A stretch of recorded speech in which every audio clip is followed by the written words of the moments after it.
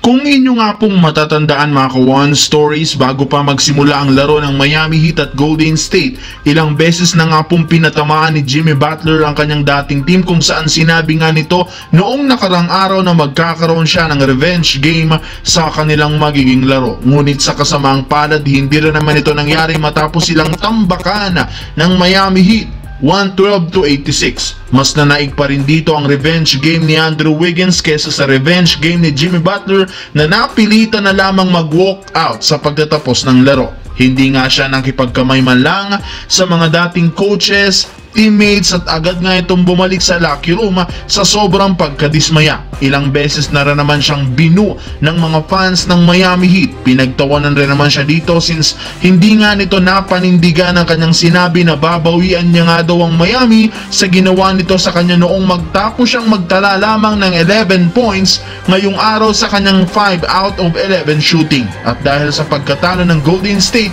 bumagsak na sa 41 wins, 31 losses ang record bilang number 6 sa Western Conference. Samantala, hindi nga maganda ang sitwasyon ngayon ng Los Angeles Lakers matapos magsunod-sunod ang kanilang talo sa huling tatlong laro na siyang nagpabagsak sa record na 43-28. Wala rin naman silang kasiguraduhan kung maipapanalo pa nilang muli ang mga susunod na laban sa sobrang hina ng kanilang depensa.